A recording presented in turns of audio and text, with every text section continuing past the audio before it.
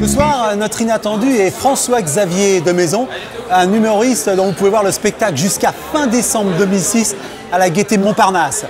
A story pour les gens qui believe in dreams.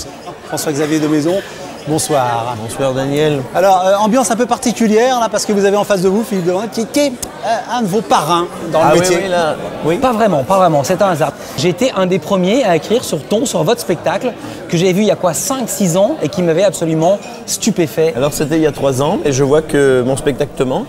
Oui, c'est vrai, oui. François-Xavier de Maison qu'on voit sur scène, son histoire, vous avez 32 ans, vous avez fait des études plutôt, quand même, sérieuses, droit, fiscaliste, avocat, grand cabinet d'affaires, parti pour une espèce de carrière comme on les voit dans les feuilletons, américains. Non, de voir des films même. Comme dans les films, voilà. Non mais tu étais à New York. J'étais fiscaliste international à New York. Voilà, et puis l'événement, un événement dramatique qui change, qui peut le 11 changer de vie. septembre qui m'a fait complètement changer de cap, qui m'a fait prendre conscience de la fragilité de l'existence et ma passion c'était d'être sur scène, j'ai tout plaqué pour revenir sur scène. Voilà. Donc décider de gagner moins d'argent.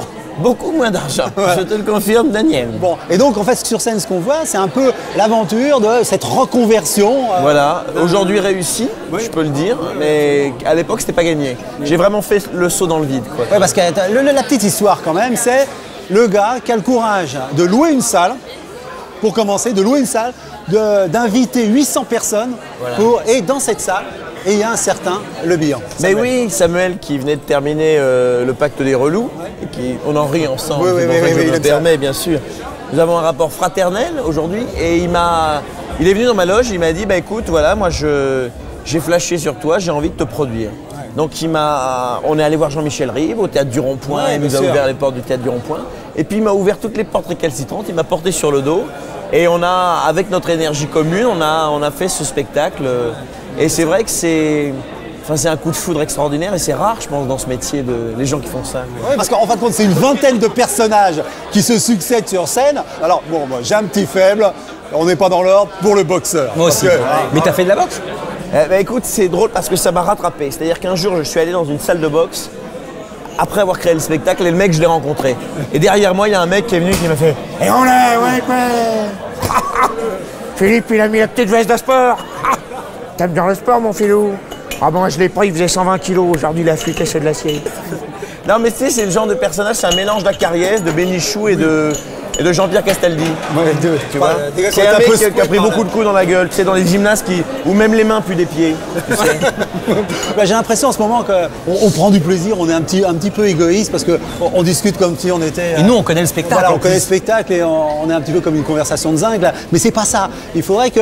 on va te proposer d'offrir au public vraiment un morceau de ton spectacle. Je crois que ce serait... D'abord, c'est un beau cadeau que tu vas leur faire et je crois qu'on comprendra mieux ton travail et ça nous donnera encore plus envie d'y retourner. D'accord ? Alors ? Attention, tu sais, le cadeau empoisonné. Mais non. Vas-y, c'est ici. Faut que je vous fasse rire, c'est ça. En fait, dans le spectacle, il y a un personnage qui catalyse un peu tout ce que j'ai entendu quand j'ai changé de cap, changé de vie. C'est vraiment le gros con, quoi. À la française. Alors t'es intermittent. Un coup tu cherches du travail, un coup t'en trouves pas, c'est ça? Non, je te les prêterai bien tes 30 000 francs là, mais je te les prêterai pas. Non, tu vois, j'aime trop notre amitié pour risquer de la perdre à cause d'une histoire d'argent. Et puis surtout, j'aime trop mon argent pour risquer de le perdre à cause d'une histoire d'amitié. Sinon, à part ça, t'es toujours tout seul. Oui. Non, parce que tu sais qu'avec Marie-Charlotte, on va bientôt être 3. Ah non, pas d'enfant, non. Non, ça va la déformer, c'est pas beau. Non, on va adopter un animal. Une tortue. Enfin, un truc qui va pisser tout seul, quoi. Mais une tortue, ça vit longtemps, tu vois, ça meurt après toi, tu souffres pas. Ça vit 120 ans, une tortue. Il y a des tortues au jardin des plantes qu'on connu Cambronne, Kléber, la mode Piquet-Grenelle.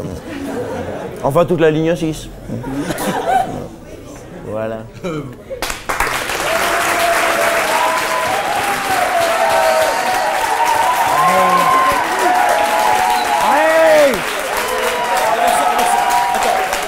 On fait péter là, enfants là.